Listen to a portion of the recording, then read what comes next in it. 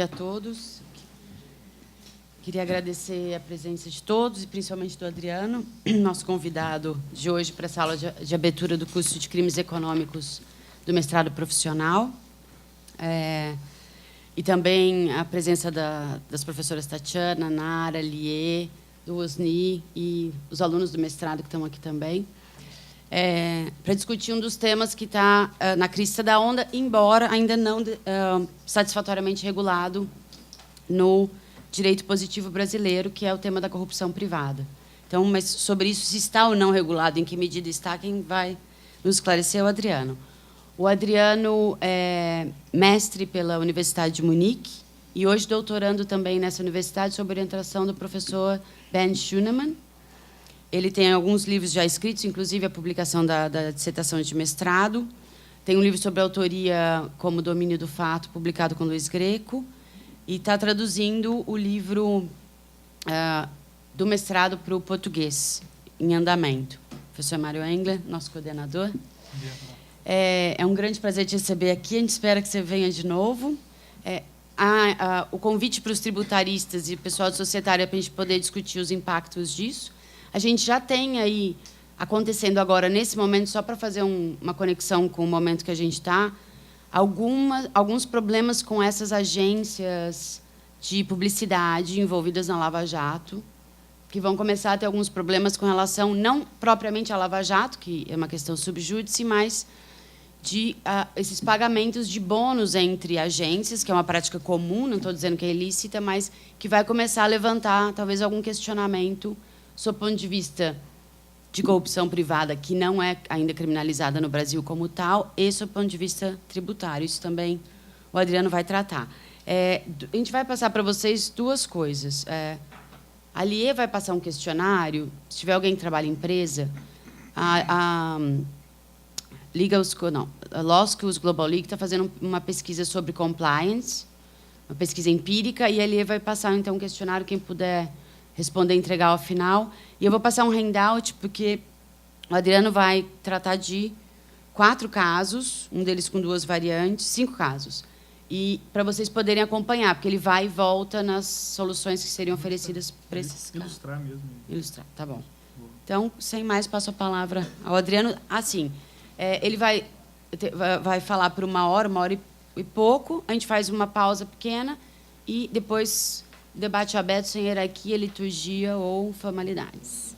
A Law School Global League, a GV faz parte de uma liga de escolas de direito do mundo inteiro, e um dos grupos de pesquisa dessa liga é o grupo de combate à corrupção, e o tema escolhido desde o ano passado. O ano passado a gente fez um mapeamento da legislação em vários países. Eu e Elô fazemos parte do grupo, mais 2 professores aqui da casa. No grupo anticorrupção, temos faculdades de direito representando Brasil, Rússia, China, Índia, Itália, Alemanha, Inglaterra e África do Sul. E a ideia deste formulário aqui é um formulário que basicamente busca saber como que se estrutura o compliance anticorrupção no setor privado. Então, quem puder responder, a gente agradeceria muito, absolutamente confidencial. Mesmo quem for de escritório e vai uma determinada empresa e conheça a estrutura dela, seria muito, muito útil para os fins da pesquisa. Tá? Então, vou circular o formulário e recolho ao final. Obrigada. Bom dia a todos. Primeiro, gostaria de agradecer muito, agora de público, a Elô pelo convite e a GV.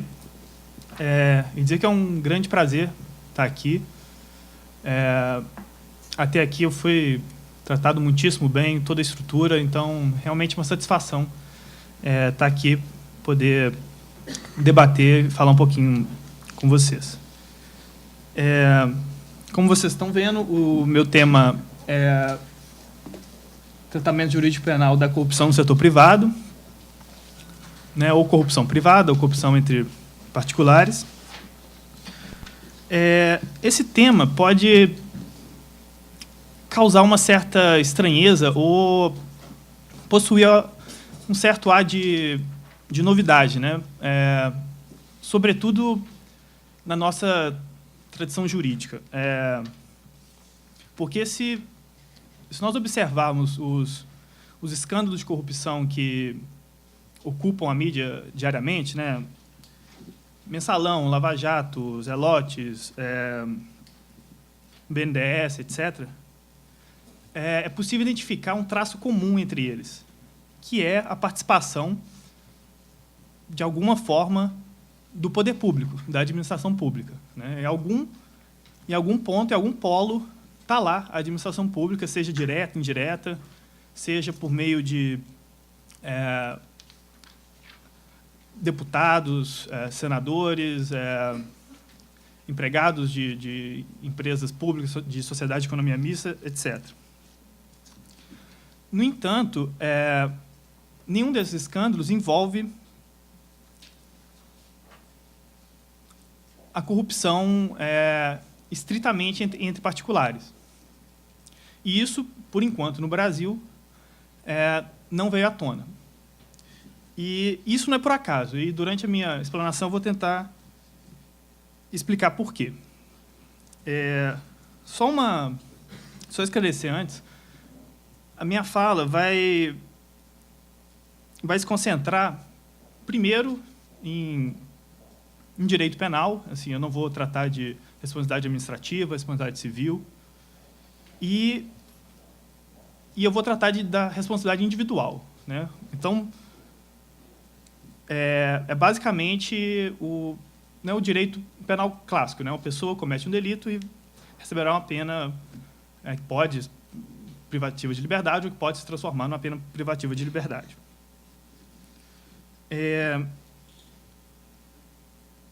Então, pode ser. Obrigado. Então, eu vou proceder dessa forma. Primeiro, foi distribuído um handout para vocês, né, com 5 casos. Como vocês podem notar, não são 5 casos de corrupção privada.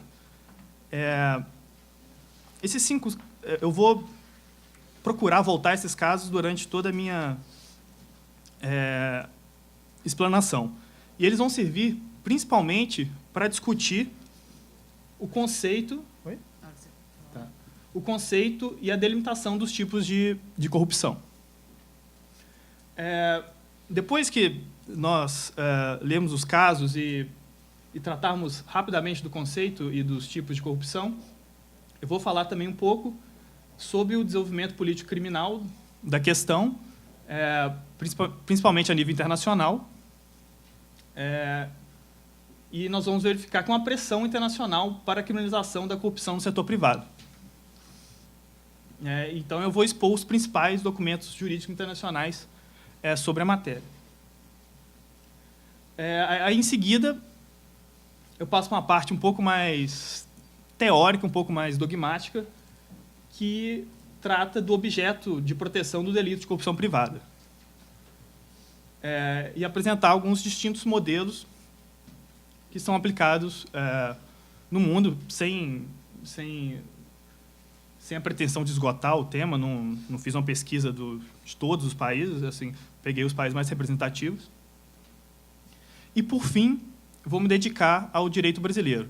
Primeiro, ao direito positivo, né? Vou tentar analisar até que ponto o direito brasileiro já abrange ou proíbe a corrupção entre particulares, em que medida. E por fim, analisar brevemente o projeto de reforma do Código Penal que prevê um tipo de corrupção entre particulares. Pode ir. Bom, então, os casos, rapidamente. O primeiro, o diretor de empreiteiro oferece grande quantia em dinheiro ao diretor de uma sociedade de economia mista para obter contrato. Qualquer semelhança com a realidade não é mera coincidência. 2. Uma fábrica de espumantes, início de atividades, oferece uma remuneração aos garçons de um dos mais renomados restaurantes da cidade para que eles recomendem aos clientes o consumo do espumante produzido pela empresa. Então, nesse caso, pensei em 2 variantes. A primeira variante corresponde a um caso concreto que foi julgado na Alemanha no começo do século XX, que o dono do restaurante sabia e tolerava o oferecimento da vantagem aos seus empregados. E a segunda variante, o dono do restaurante ignora toda a situação e, no contrato de trabalho dos garçons, consta que os mesmos devem comportar-se de maneira neutra em relação aos produtos da carta de bebida.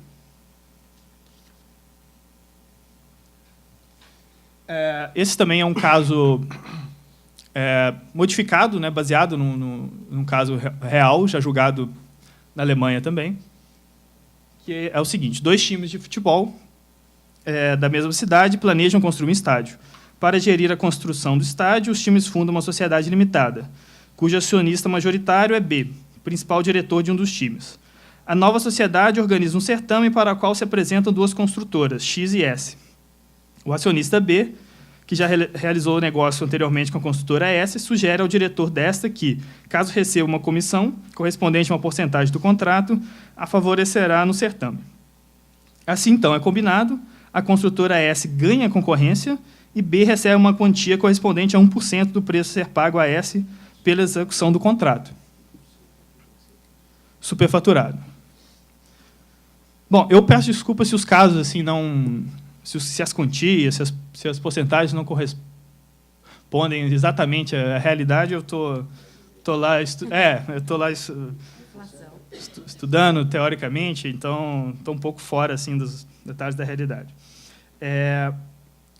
Agora, o quarto exemplo, que também é baseado num caso famoso da Alemanha. K é chefe do setor de energia de uma grande empresa de tecnologia S. Nesse setor, opera-se, sem o conhecimento da direção central da empresa, um caixa 2 destinado ao pagamento de propina a potenciais clientes. Uma empresa energética, está errado aqui, de um país vizinho abriu concorrência para a aquisição de turbinas de gás. A esse certame apresentou-se a empresa S. 2 diretores da sociedade fizeram contato com o K, dizendo que poderiam decidir o certame a favor da empresa S, caso recebessem, cada um, quantias superiores a 1 milhão. Valendo do esquema de caixa 2, operado em seu setor, K disponibilizou os pagamentos e, como prometido, obteve o contrato de fornecimento de turbinas de gás. Por fim, esse caso realmente é mais hipotético que os outros. Uma companhia de mineração brasileira, a fim de obter concessão para exploração de mina de ferro em um país africano, oferece largos pagamentos a membros do alto escalão do governo desse país. Não, que não corresponde a um caso julgado como os outros, mas é verdade.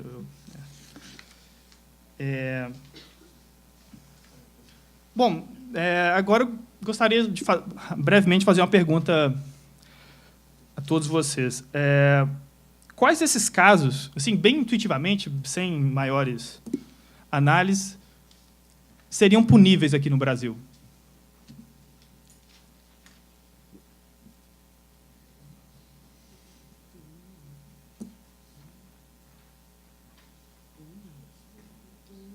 Sim. São sim, verdade. Mas por causa do nosso 326, né? Isso. Que não tem na Alemanha. Mais ou menos. Bom, eu vi mais ou menos, todo mundo, acho que a maioria pensou no 1, né? E eu vi outros também, o 3, por exemplo, mas correto, né? O 1 seria um caso de corrupção pública. Vou voltar a isso agora. Bom, então vamos tratar rapidamente do conceito de corrupção. 4 também? Oi? 4. Na lei de concorrência.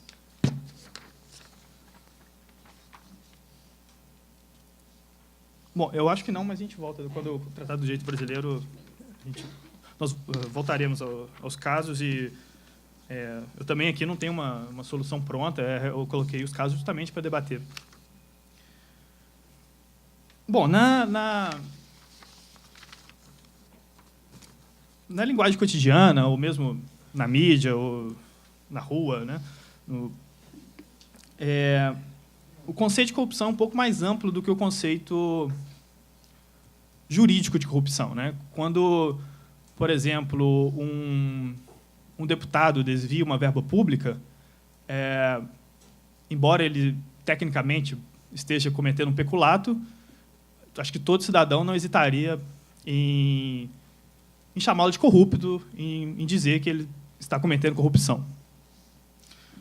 No entanto, o conceito de corrupção jurídico é um pouco mais estreito. Se formos observar os exemplos aqui apresentados, a gente consegue identificar alguns elementos comuns a todos os casos, né? E como a resposta de você já indicou, ao menos no direito brasileiro, e é assim na maioria das ordens jurídicas, não existe um delito geral de corrupção, né? Ou seja, existe sempre corrupção setorizada, relacionada a algum setor, a alguma instituição. Mas, como disse, é possível traçar um esqueleto da corrupção para formar um conceito. Então, em todos esses casos, é possível, primeiro, identificar uma troca de vantagens, né? As duas partes obtêm vantagens com a tratativa, né? No entanto, isso é muito pouco para fornecer um conceito de corrupção, porque acho que qualquer contrato poderia também ser visto como uma troca de vantagens, as duas partes ganham. Então, um passo que se poderia dar além disso é conceituar a corrupção como uma troca ilegal de vantagens. Aí o conceito já fica um pouco mais estreito. No entanto, eu acho que é preciso dar um passo, ainda que pequeno, além, né? A que se refere essa ilegalidade? Né? Obviamente, não é a simples violação à ordem jurídica. Essa ilegalidade, geralmente, está ligada à violação de um dever inerente ao cargo que uma das partes ocupa.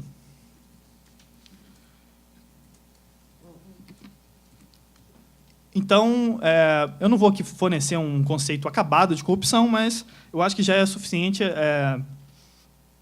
assinalar essas características que eu falei agora, né? Uma relação sinalagmática, né? Essa troca, e uma violação de dever inerente à posição.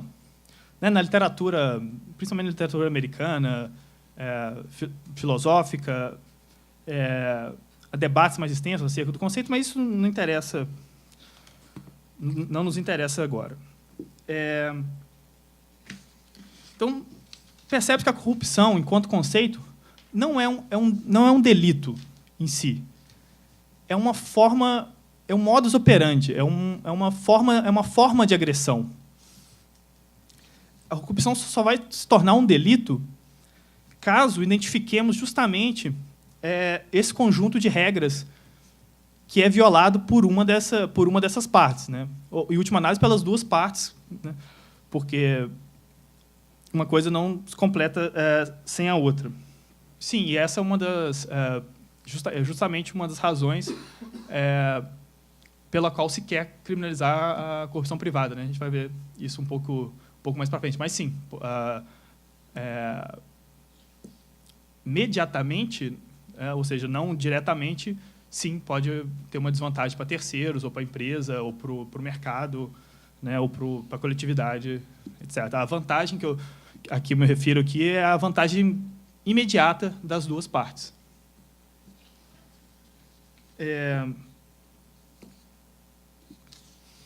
Então, esse conjunto de regras, ou esses interesses que são violados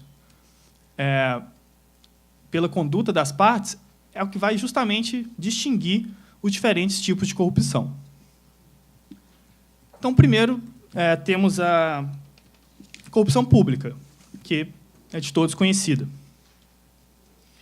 cuja punibilidade é indiscutível. Eu não conheço nenhuma ordem jurídica que não puna a corrupção pública, ou seja, a corrupção de um agente público. O agente público que ofere vantagem desempenhando ou deixando justamente de desempenhar a sua função para favorecer um terceiro. É claro que se discute mais academicamente qual é exatamente o bem jurídico protegido pela corrupção pública, mas eu diria que o bem jurídico protegido pela corrupção pública é o correto funcionamento da administração pública, e ainda se fala, por exemplo, proteção contra o falseamento da vontade popular, etc. Mas o importante é que é indiscutível que a corrupção pública atinge um bem jurídico, né, coletivo e um bem jurídico importante, né?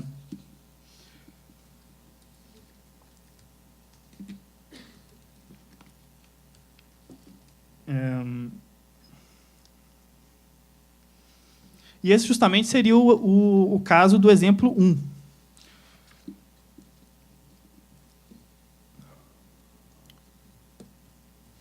Porque a probidade, a lisura do funcionamento da administração pública é reputada tão importante que o conceito de agente público, de funcionário público, para fins penais, é extremamente amplo. E acredito que assim seja em vários ordenamentos jurídicos. E é o caso do Brasil, pelo artigo 237 do CP.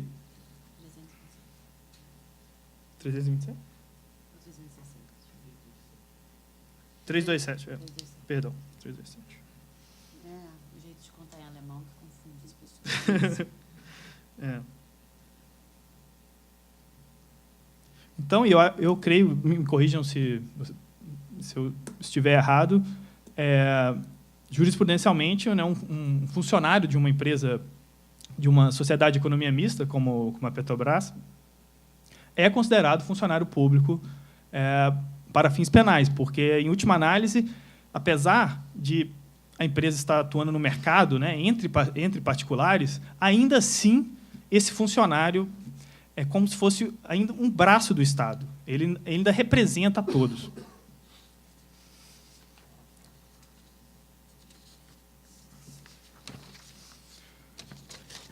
Bom, mas além da corrupção pública, há outros três modalidades de corrupção. E a primeira delas é justamente a corrupção privada, que é o nosso principal tema aqui. Diferentemente da corrupção pública, a punibilidade da corrupção privada não é tão evidente.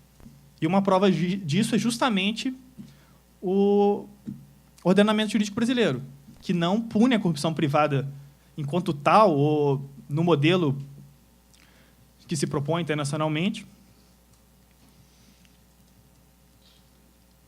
Não existe no Código Penal, né, ao lado dos crimes de corrupção pública, um delito de corrupção privada.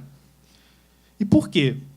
Né? Obviamente, porque, a princípio, trata-se de interesses privados e não coletivos, ou públicos, né, como na corrupção pública. Os agentes que estão envolvidos numa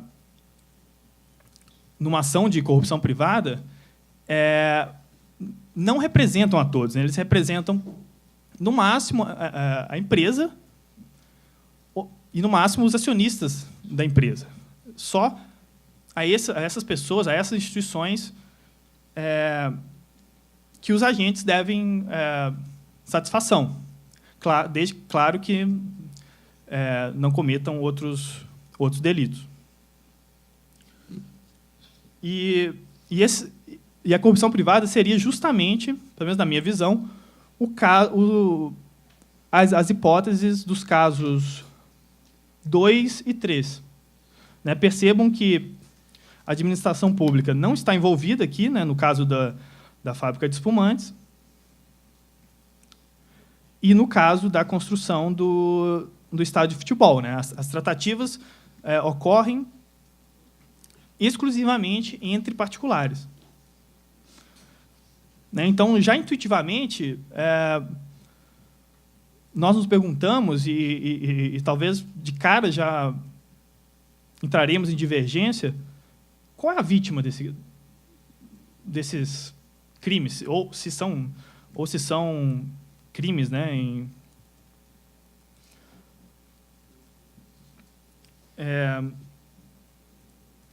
no entanto, ao contrário do Brasil, vários outros países já punem esse tipo de conduta, né, que é o caso da Alemanha, desde 1909, numa lei esparsa, e agora no Código Penal, agora a Espanha,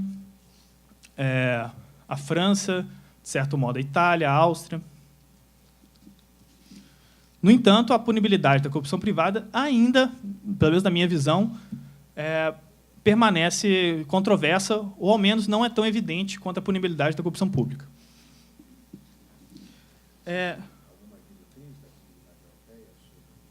Sim, será o próximo slide. Agora, outra forma de corrupção é a corrupção privada internacional. Ou seja, o representante de uma empresa de um país oferece uma vantagem ao representante da empresa de outro país para obter um contrato. Creio que seja uma conduta corriqueira, mas cuja punibilidade é ainda mais controversa do que a corrupção privada doméstica, digamos assim.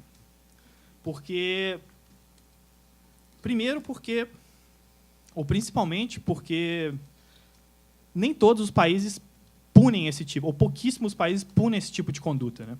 Um exemplo que pune é justamente a Alemanha, a partir de 2002 somente. E o que a punibilidade praticamente unilateral, ou só de poucos países, desse tipo de conduta, acarreta? Por exemplo, uma empresa alemã concorre em um determinado ramo, quer obter um contrato de uma empresa italiana, por exemplo, e agora não pode oferecer nenhum tipo de vantagem aos funcionários ou os representantes, os diretores da empresa italiana. No entanto, o Brasil, o representante de empresa brasileira, pode. Ou o representante... deixa eu ver qual país não pune. O representante de uma empresa francesa, e assim por diante. Então, isso acarreta o quê? Uma perda de competitividade das empresas do país que pune a corrupção privada internacional. Então, isso é muito controverso, ainda tem um problema de aplicação da lei penal no espaço. Esse é um outro tema que vale dissertações, livre-docência, é um tema extremamente complicado. E, por fim, a corrupção pública internacional, que é o caso de uma empresa, para obter um contrato de concessão para explorar alguma atividade em um país estrangeiro, oferece uma propina ao membro do governo desse país estrangeiro. E por que eu coloquei corrupção pública entre aspas? Porque, é claro, envolve a administração pública de um outro país. Mas o que se quer proteger não é a administração pública do país. Quer se proteger a concorrência internacional. Porque o contrato é obtido não pelas boas condições do contrato, pela alto nível de competitividade da empresa, mas sim por um interesse, asseguramento de um interesse pessoal. Bom, agora vamos passar para a parte justamente das diretrizes internacionais. Sim. Bom, então eu tenho um pouco de dificuldade em aceitar uma intervenção, enfim, penal nesse caso, porque, na verdade, enfim, nessa descrição, O que assusta um pouco é que se trata de um restaurante, né, e de garçons indicando determinado produto. Agora, isso daqui, em um plano um pouco mais macro, se você pegar, por exemplo, produtor e distribuidor, numa determinada cadeia de serviços, né, um produtor ele tem o costume de oferecer, enfim, um desconto maior para aquele distribuidor que vende mais. Isso é completamente aceito dentro né, pelas leis da livre concorrência, digamos assim. Sim. Então, na realidade, o que eu não consigo entender aqui é que seria qual que é o bem jurídico que está sendo atacado. Sim. No número 2. Eu não Não é só você. Exatamente. Essa preocupação é bem legítima e é uma preocupação que eu compartilho. E eu vou... A boa-fé do consumidor, mas ele não é obrigado a consumir e isso é tratado civilmente, né, também. Né? Também. Então, essa preocupação realmente é legítima e justamente qual é o bem jurídico lesado aqui, no caso 2 ou no caso 3, sim, vai ser objeto do próximo slide, em que eu vou mostrar os modelos, né, ou pelo menos os supostos bens jurídicos que seriam lesados por uma conduta como essa. Mas essa preocupação é absolutamente legítima. Porque, enfim, minha área não é penal, né? Deixa eu só fazer o disclaimer. Mas, nesse caso, se houvesse um prejuízo claro ao restaurante, porque o vinho é de péssima qualidade, ou espumante, o que quer que seja, e aí, portanto, isso gerasse uma perda de credibilidade perante o mercado. Isso, aí sim você extrapola essa relação simplesmente de um desconto ou um benefício para a venda daquilo. Sim, aí no caso, na variante 1, realmente não seria, se não houver um crime de corrupção privada, não seria crime nenhum. Na variante 2, a gente pode pensar no estelionato praticado pelo empregado da empresa se conseguir realmente aferir um dano patrimonial. Mas eu vou voltar nisso também, na parte do direito brasileiro, eu vou analisar as normas que poderiam ser aplicáveis em casos como esse. Bom, então, rapidamente, na parte das diretrizes internacionais, assim, agora eu vou realmente abandonar a corrupção pública doméstica e vou me concentrar um pouco na corrupção pública internacional, que, em última análise, protege a concorrência e não a administração pública, por isso que eu vou tratar dela aqui, e da corrupção privada propriamente dita. Bom, um documento internacional de suma importância, que é pioneiro no combate à corrupção comercial em sentido amplo, é o FCPA dos Estados Unidos, que é o Foreign Corrupt Practice Act.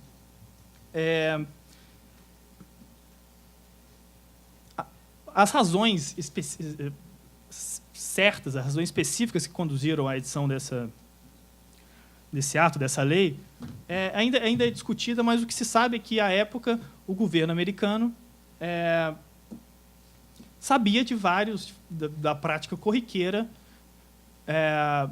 de as empresas americanas pagarem propina a funcionários, a agentes públicos de governos estrangeiros para obterem contratos. Né? E o escândalo representativo dessa época, um pouco antes da edição do FCPA, é o escândalo Lockheed. Não sei se alguém já ouviu falar nele, que basicamente era o pagamento de propina feito pela companhia aeroespacial a membros do governo da Alemanha Ocidental, do Japão, da Itália e da Holanda. E o objetivo era justamente obter contratos de compra e venda de espaçonaves militares. Como eu disse, os motivos da edição dessa lei ainda são discutidos academicamente, mas o que se diz é que o governo americano temia que as empresas se tornassem refém desse tipo de conduta e, com isso, perdessem a sua real competitividade, né, que é baseada justamente na qualidade do serviço, no desempenho mesmo. Além disso, preocupava-se com a imagem internacional dos Estados Unidos, como país líder do capitalismo livre, da livre concorrência, da eficiência, etc. Mas o que a edição desse ato provocou, obviamente? Uma perda de competitividade das empresas americanas. Porque, como eu disse no caso da corrupção privada internacional, aqui só as empresas americanas eram proibidas criminalmente de praticar esse tipo de conduta. E outros países não. Empresas de outros países não. Então, era óbvio que as empresas americanas ficassem prejudicadas com a edição dessa lei. Então, o que isso gerou? Primeiro, um certo abrandamento da lei, né? A redação do tipo penal ficou um pouco mais solta, e o número das defenses também aumentaram, então cometer esse delito começou a ser um pouco mais difícil do que era antes. Mas a consequência real da edição dessa lei e da perda de competitividade das empresas americanas foi a enorme pressão que os Estados Unidos fizeram para que esse tipo de conduta fosse criminalizada internacionalmente, por todos os países.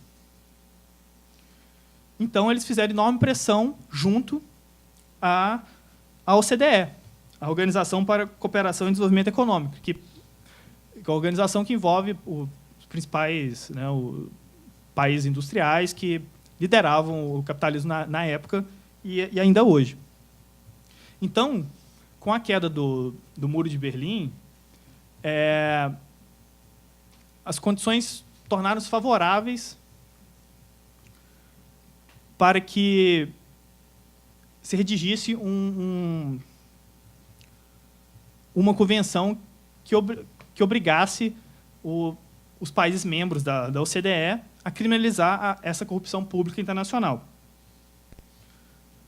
que ocorria muito no leste europeu e no terceiro mundo. Então, foi editado essa convenção em 1997 sobre o combate à corrupção de agentes públicos estrangeiros nas transações comerciais internacionais. Essa convenção foi assinada e ratificada pelo Brasil e promulgada através do decreto 3.678 de 2000. Então, o Brasil, ao menos em tese, fica obrigado a punir esse tipo de conduta, a corrupção pública internacional. E agora, a nível realmente mundial, tem-se a Convenção Anticorrupção da ONU de 2003. Essa é uma convenção extremamente ampla, que indica a criminalização de várias condutas pelos países. Né? Ela obriga as partes signatárias, entre outras medidas, a adotar medidas legislativas para punir criminalmente a corrupção de agentes públicos estrangeiros, como também faz a Convenção da OCDE, e a corrupção no setor privado, né, no artigo 21. Vou ler aqui rapidamente a redação.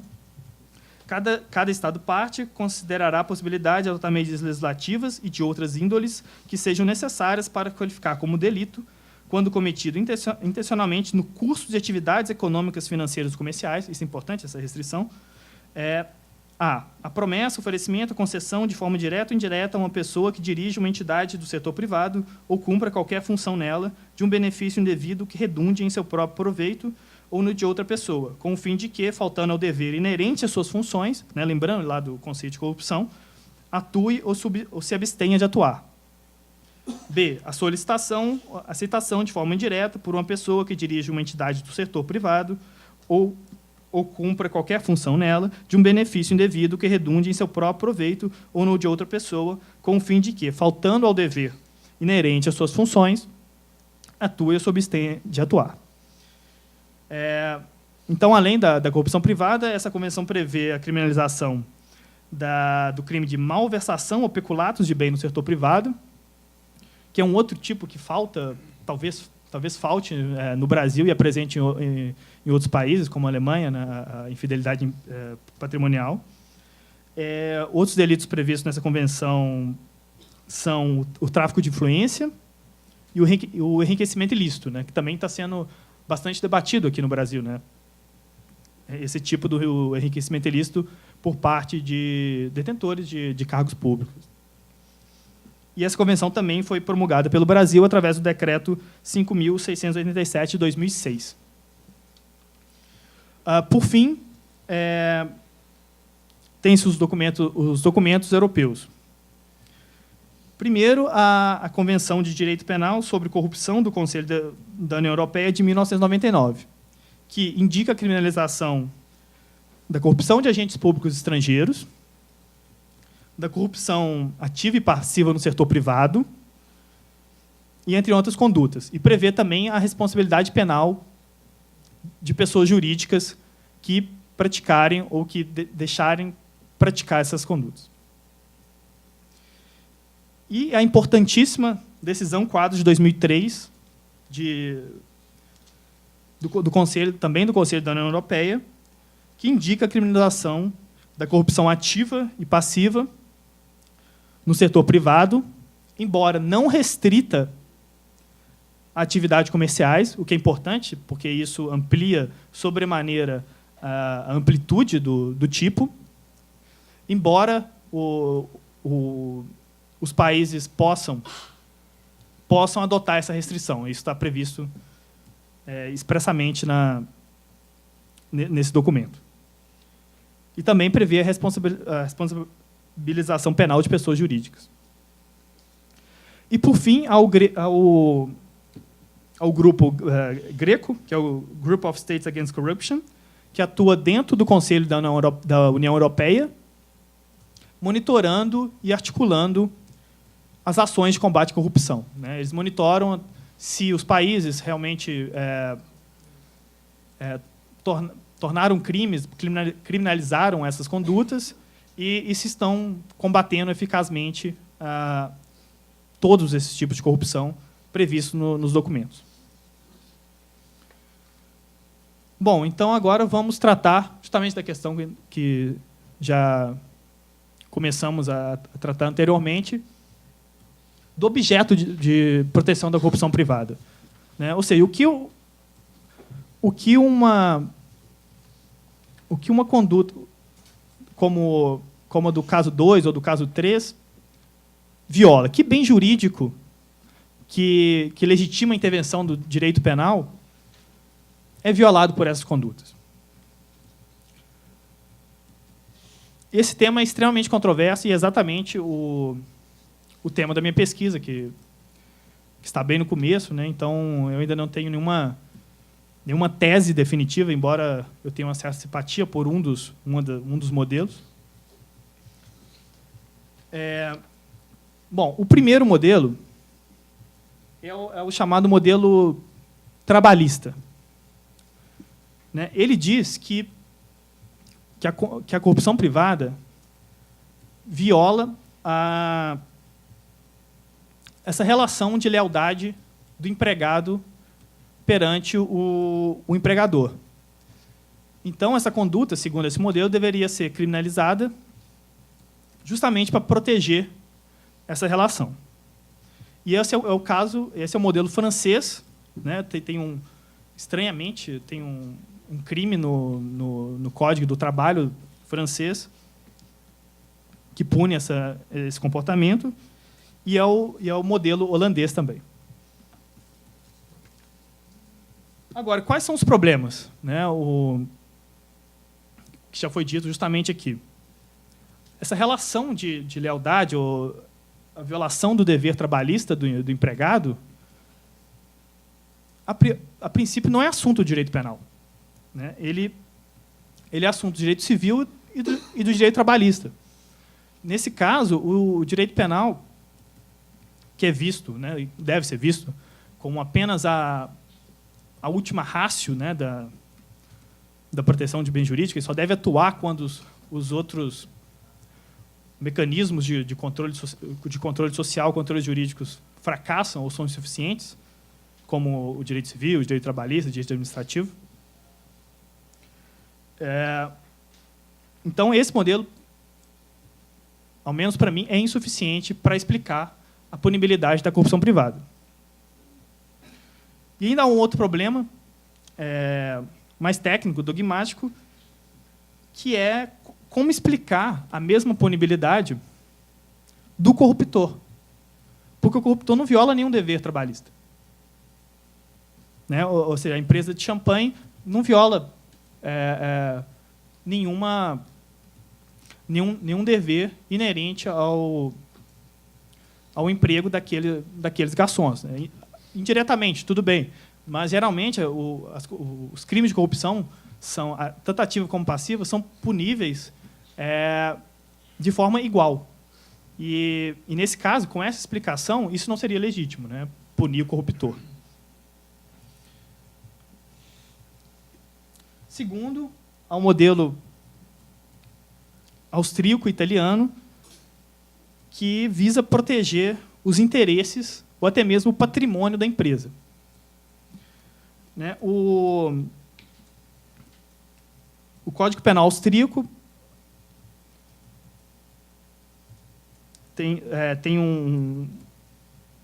introduziu, eu creio que há pouco tempo, um tipo penal, 153A,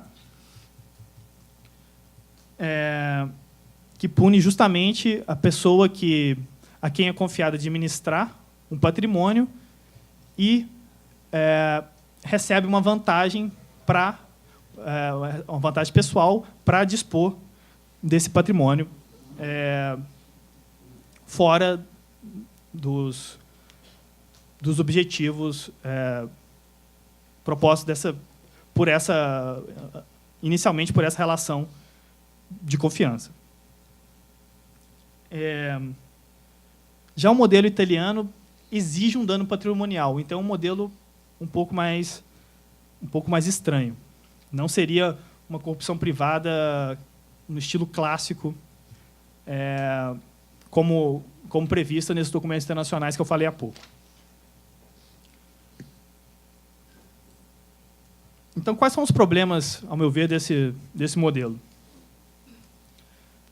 Estranhamente, é justamente a não exigência do dano patrimonial. Se você quer proteger o patrimônio da empresa e cria um delito que dispensa o dano patrimonial, você vai estar, agora para usar um termo técnico de direito penal, antecipando a tutela penal.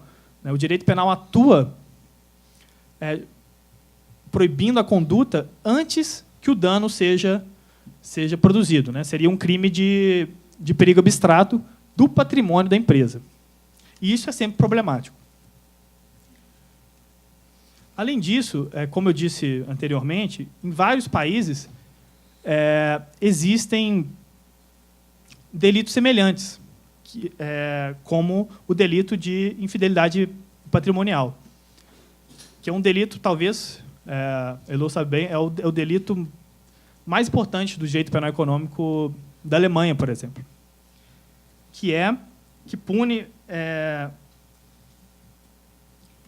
aquele a quem é confiado a administração de um patrimônio alheio, que abusa, né, dessa confiança ou viola o correspondente dever de resguardar os interesses do detentor do patrimônio, causando-lhe um dano patrimonial. Ou seja, nesses países em que já existe esse delito de corrupção privada que visa proteger o patrimônio da empresa, não faz muito sentido. E esse é o caso, justamente, é uma crítica que se faz ao modelo alemão.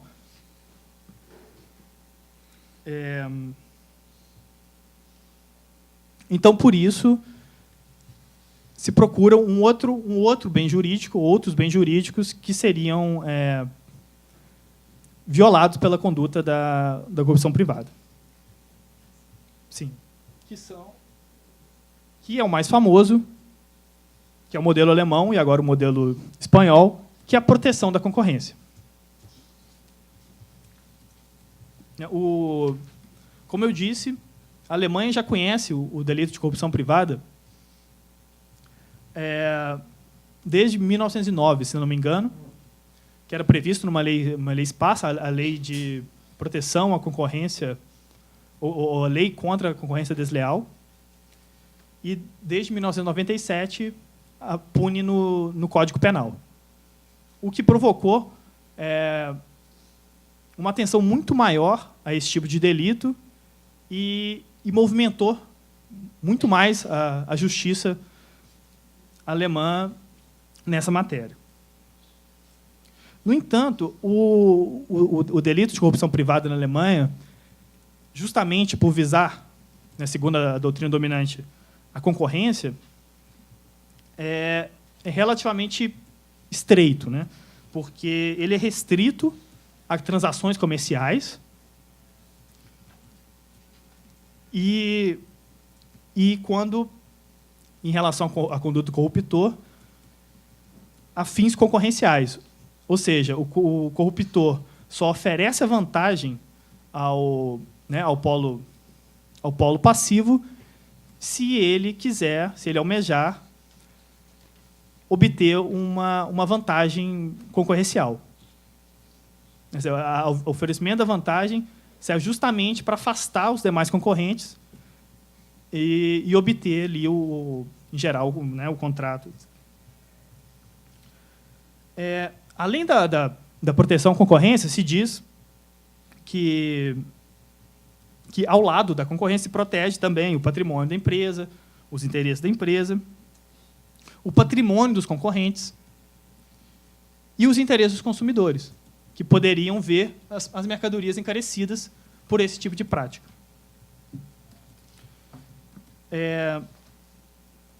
Apesar de ser o modelo talvez o modelo mais famoso e que explique melhor a punibilidade da corrupção privada, ele não é isento de problemas. O primeiro problema é que esse bem jurídico, né, proteção à concorrência, ele não é muito abstrato?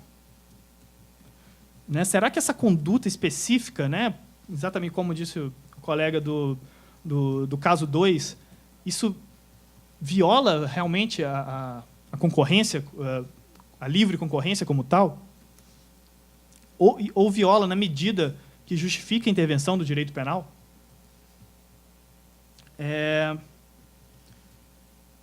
E no caso em um outro problema que acontece no direito alemão é a exclusão do dono da empresa do rol dos sujeitos ativos, né? No Código Penal alemão, só os funcionários, né, ou os representantes da empresa que são puníveis. Por exemplo, se no caso esse caso 2, fosse o dono do restaurante que recebesse a vantagem e dissesse para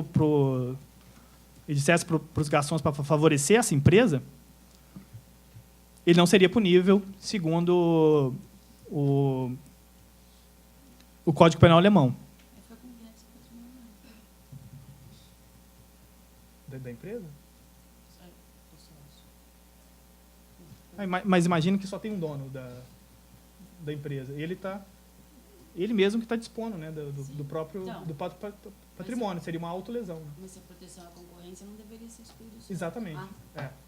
Então, esse é justamente o problema que ele ouviu que muitos autores dizem: por que excluir, já que vai proteger a concorrência enquanto um bem jurídico abstrato, por que vai excluir o dono da empresa? E relacionado a esse problema, por que a punibilidade permanece com o consentimento ou não excluir com o consentimento do dono da empresa, né? Que seria a variante 1. Se o dono da empresa não pode ser, o dono do restaurante não pode ser autor do crime, mas ele pode consentir no crime.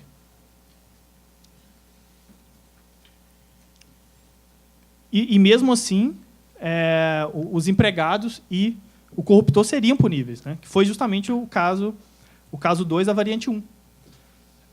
Esse foi um caso julgado, como eu disse, no começo do século, e os empregados e o corruptor foram efetivamente punidos, mesmo com o consentimento do dono do restaurante, porque se queria justamente proteger a concorrência desleal.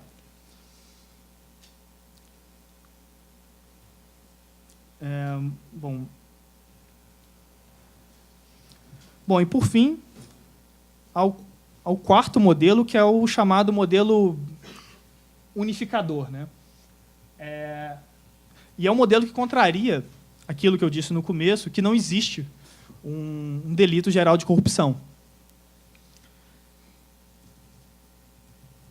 Ou seja, essa conduta, esse conceito, essa conduta descrita pelo conceito de corrupção, lesionaria um bem jurídico só, ou um bem jurídico amplíssimo, que não distingue entre corrupção pública, corrupção privada, etc. E esse modelo já existe, a partir de 2010, no Reino Unido, a partir do Bribery Act, que foi editado em resposta justamente àqueles documentos europeus que pressionavam pela criminalização da corrupção privada. Então, em 2010, foi editado o Bribery Act, que é uma lei extremamente rígida, extremamente ampla, que prevê delitos genéricos de corrupção. Então, nos primeiros artigos, são descritas essas condutas de corrupção, né? Oferecer ou receber vantagem, violando o dever inerente ao cargo, mas sem referência a esse conjunto de regras que é violado, né? Sem referência à administração pública ou sem referência à concorrência, etc. Né? Em outro artigo, é feita referência às instituições ou os contextos em que pode ocorrer esse tipo de corrupção, e esses contextos são os mais diversos. São comerciais, públicos, ou mesmo instituições privadas que não são empresas, que não perseguem lucro, etc. Agora, qual que é o argumento desse modelo unificador? E eu acho que é um argumento importante que deveria ser observado, embora, no final, ele não seja pesado o suficiente para fazer com que esse modelo convença. Que hoje em dia quase não há uma diferença ontológica entre as esferas pública e privada. Você pega existe uma diferença realmente fundamental entre um funcionário da Caixa Econômica e o funcionário do Itaú? Se um funcionário do Itaú e um funcionário da Caixa recebe uma vantagem patrimonial para favorecer determinado fornecedor, por exemplo, um pode ser punido e o outro não. Então, esse que é o argumento central desse modelo unificador. E não só em sociedade de economia mista, pode pensar em concessões, em parceria público-privadas, né? No entanto, eu acredito que, assim, mesmo com essa descentralização, né, dessa diluição da função pública nas empresas mistas, ainda resta uma representatividade pública desses agentes, que é suficiente para diferenciar as condutas desses agentes ainda considerados públicos, ainda que para fins penais, e de agentes estritamente privados, né? Um funcionário da Petrobras ou da Caixa, a meu ver, ainda assim está representando a todos, né? O que não acontece com um funcionário de uma empresa 100% privada.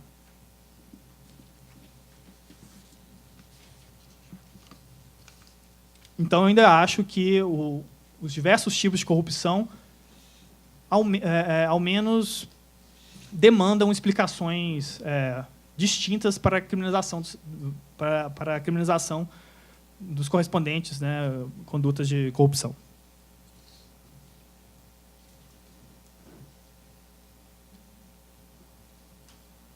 Pode. Bom, então, abandonando essa parte mais teórica, essa parte mais geral, vamos analisar como o direito brasileiro cuida ou deixa de cuidar da corrupção privada. Então, eu selecionei aqui alguns crimes que poderiam corresponder à conduta da corrupção privada. Primeiro, o que eu observei é um dos tipos contidos num dos artigos da Lei 9.279 de 96, que é a lei contra a propriedade industrial e contra crimes contra a concorrência desleal. Né? Então, diz o artigo 195. Comete crime de concorrência desleal quem dá ou promete dinheiro ou outra utilidade a empregado de concorrente para que o empregado, faltando ao dever do emprego, lhe proporcione vantagem. Recebe dinheiro ou outra utilidade ou aceita a promessa de paga ou recompensa para, faltando ao dever de empregado, proporcionar vantagem à concorrente do empregador. Pena de detenção de 3 meses a 1 ano ou multa. Então, olhando assim rapidamente, realmente parece um crime de corrupção privada, como preconizado por esses órgãos internacionais e previsto em outros países e previsto nesses documentos internacionais. Eu mesmo, quando bati o olho, pensei, nós já temos um crime de corrupção privada. E o que não é observado, até muito em razão da pena, que é baixa, né? Então, na maioria dos casos vai prescrever, etc. Mas, olhando bem o tipo, não se trata de um crime de corrupção privada clássico. Por quê? Porque ele envolve só a tratativa entre uma empresa e o empregado do concorrente. Ou seja, o conluio entre o representante de uma empresa de um ramo com o representante de empresa do outro ramo não seria o caso desse crime, né? Do caso? Não, sim, seria Não, nesse caso não, porque porque o restaurante não seria, porque o restaurante não compete com a fábrica de espumante, né? Então, não seria punível segundo esse crime de concorrência desleal.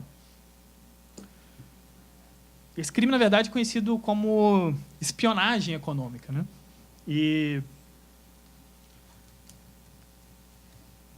Enfim, não se trata do crime de corrupção privada clássico, tal como previsto nos tratados internacionais e em ordens jurídicas internacionais. Esse modelo, então, ele ficaria num meio termo, né, entre o modelo alemão e o modelo francês, seria isso? Ele não é tão amplo quanto a proteção da lealdade na concorrência, mas também não é tão restrito. Sim. Eu não diria que ele é um modelo, né, assim, mas ele é um crime que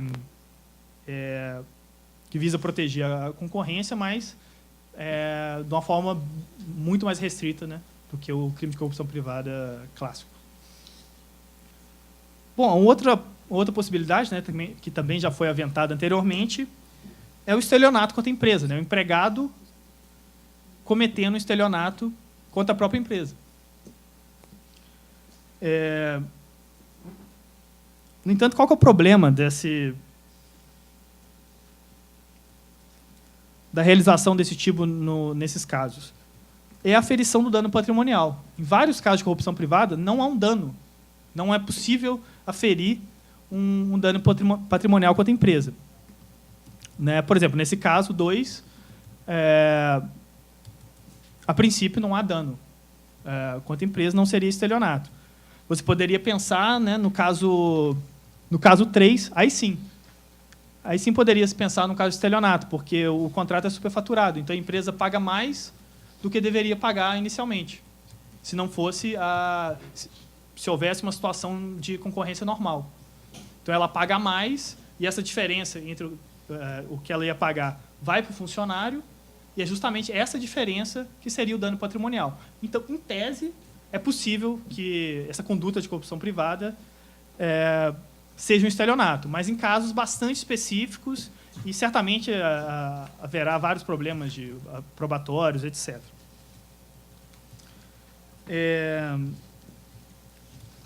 Terceiro, gestão fraudulenta, né? No artigo 4º da Lei 7.482 de 86. Artigo 4, gerir fraudulentamente instituição financeira. Seria pensável, né, se o gerente recebesse uma vantagem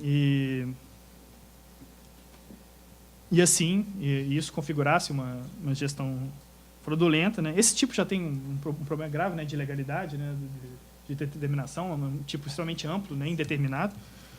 Então, muita coisa cabe aqui, né?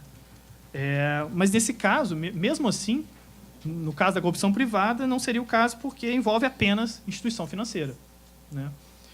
E não atinge, né, ao meu ver, funcionários que não possuem cargo de gerência, né? Funcionários de escalões mais baixos não poderiam praticar esse crime.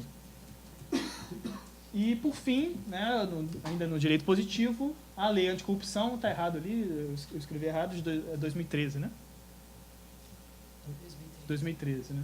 A lei 2.846 de 2013. Por quê?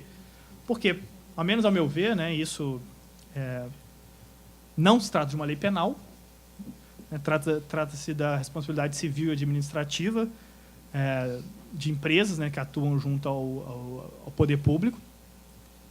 Né, isso vai depender do conceito de pena, pode-se muito bem enxergar. Uma das sanções é a dissolução da empresa, né? Então isso seria a pena de morte da empresa. Se você admite uma responsabilidade penal da pessoa jurídica, poderia ser sim uma lei penal, mas na minha visão não. Mas isso é um outro tema. E de qualquer forma, né, isso em relação ao nosso tema mais importante, só há uma conduta lá descrita nos incisos de corrupção, mas corrupção junto à administração pública. Ou seja, a corrupção entre particulares não é abrangida aqui. Bom, por fim, eu não sei, estou muito adiantado, atrasado. Adriano, posso fazer uma pergunta? Claro. No setor de bebidas brasileiro, quem é dono de restaurante, bar, etc., vive a seguinte situação. Então, para evitar que um empregado receba algum benefício, ele fala, não, o bar, o restaurante próprio é quem, em princípio, aproveitaria de alguma oferta feita pelo fabricante, vendedor de bebidas. Uhum. Então, é por isso que ele fala, não, ninguém pode, mas eu posso. E como é que eu posso? A prática do que eu ouvi falar é descontos grandes que são dados via, não desconto em preço, mas quantidade maior de produto. Isso é tratado como um desconto, inclusive para fins fiscais. Sim. Ou patrocínio para festas específicas. No aniversário do restaurante, no evento tal, que o restaurante vai participar, a indústria de bebida dá mais bebida, né, em benefício de todo o restaurante. Onde que a gente ficaria dentro dos modelos? Isso depende do conceito de vantagem, né? Isso vai variar.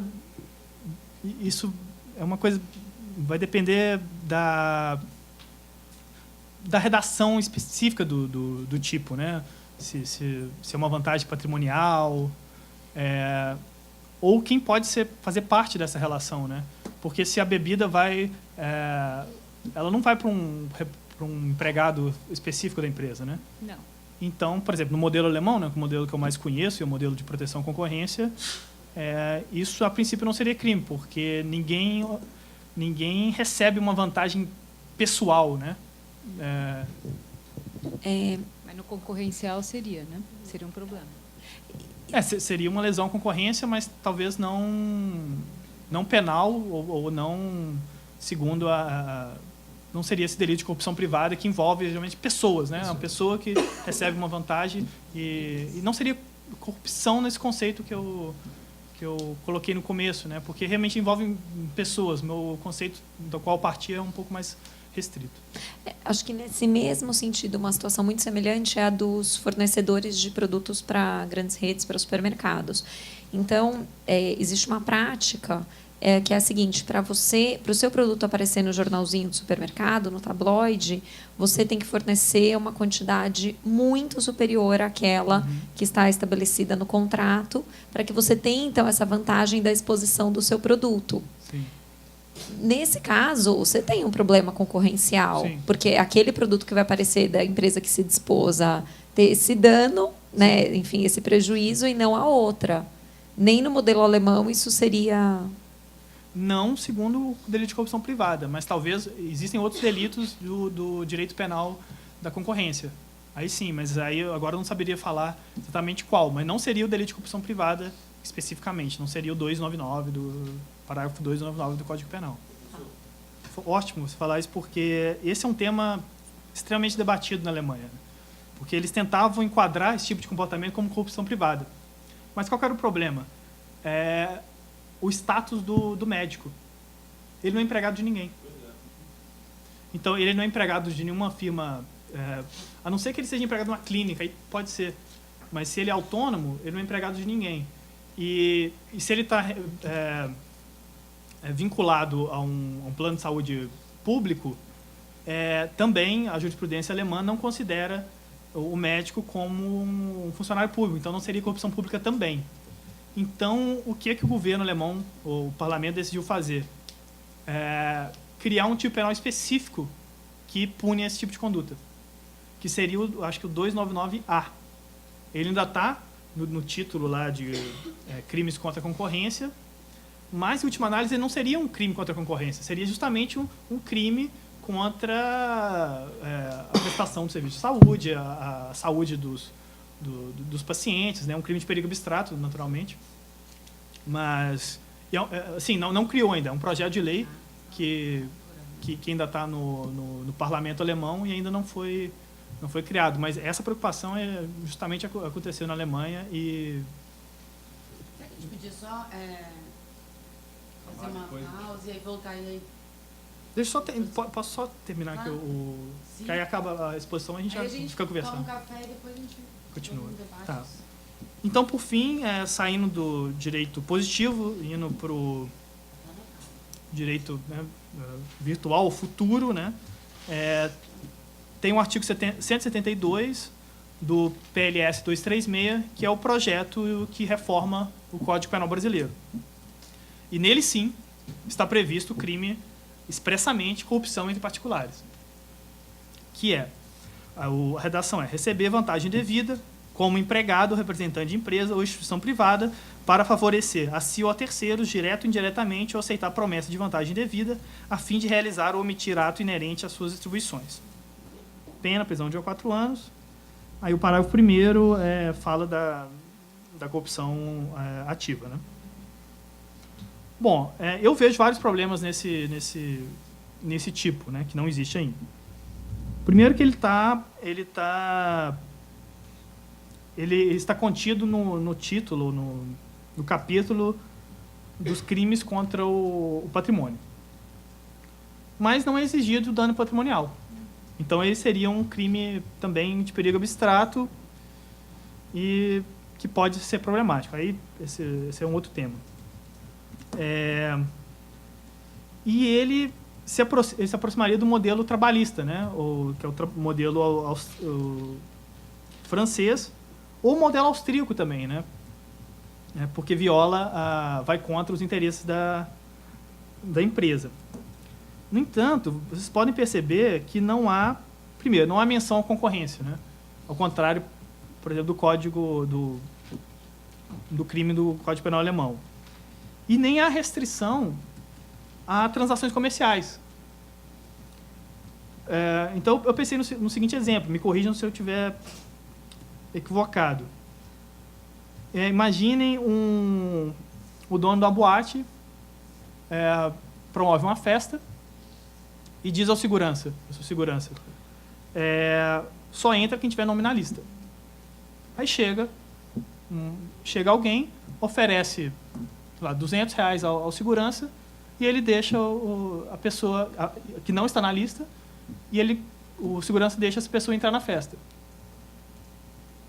Ele não seria punido de acordo com esse tipo penal? Ele não recebeu vantagem devida como empregado ou representante da instituição privada para favorecer a si, direta, a fim de realizar ou omitir ato inerente às suas atribuições. Então, evidentemente, esse tipo penal é muito amplo e é indevido, né? Eu torço, não só por esse artigo, né? Eu torço que o projeto não seja aprovado, mas principalmente pelos problemas na parte geral, né? Isso foi debatido há pouco tempo, e há livros e várias publicações a respeito, mas também devido a esse tipo penal que é evidentemente insatisfatório, ao menos na minha opinião. Queria agradecer a sua presença aqui, eu não pude fazer isso logo de início, mas eu vou deixar uma reflexão, na verdade, que pode ou não ser retomada na segunda parte da aula, eu não estando aqui. O que eu senti, eu não sou um penalista, né? Embora me interesse muito pelo direito penal, e já procurei fazer uma leitura mais crítica, aprofundada da lei anticorrupção, que tem brasileira, que tem uma inserção muito grande no setor, nas relações entre o setor público e o setor privado. Mas o meu ponto é o seguinte, eu senti que a sua exposição ela é permeada de uma preocupação de natureza valorativa, né? No sentido de quais são, afinal de contas, as condutas que devem ser punidas penalmente. Senti claramente o seu desconforto aqui no final em relação a essa proposta de alteração da legislação penal brasileira, não porque essa conduta não seja moralmente reprovável, indesejável. Eu acho que a grande questão do direito penal é assim, o que deve ser criminalizado, não assim o que deve ser liberado, o que deve ser aceito como condutas socialmente normais, mas até que ponto deve chegar a criminalização. E aí você pode fazer uma leitura, uma reflexão de natureza mais valorativa ou de natureza pragmática mesmo. Quer dizer, o que se... será que essa é a melhor forma de dizer... O que se quer no final do direito penal? É desestimular certas condutas, né? Você tem várias maneiras de estimular certas condutas. Nem sempre a criminalização é a mais eficiente. Porque no momento que você criminaliza uma conduta, a dificuldade de quem vai julgar e aplicar aquela pena é gigantesca. Você pode ter, no final da linha, ter o efeito contrário àquilo que se pretendia. Então, eu senti muito que tem esse debate valorativo, mas é um debate que de certa maneira, se conecta com essa visão pragmática também. O que você quer, afinal de contas? É só... incutir um comportamento moral porque ele é moral e tem que ser seguido até as últimas consequências, ou está se pensando também uma visão de eficiência disso tudo? É só isso. Muito obrigado. Obrigado pela intervenção e agora também obrigado pelo convite, exatamente. E justamente nessa linha que eu tinha preparado aqui, eu preparei de última hora, questões abertas para o debate. Né?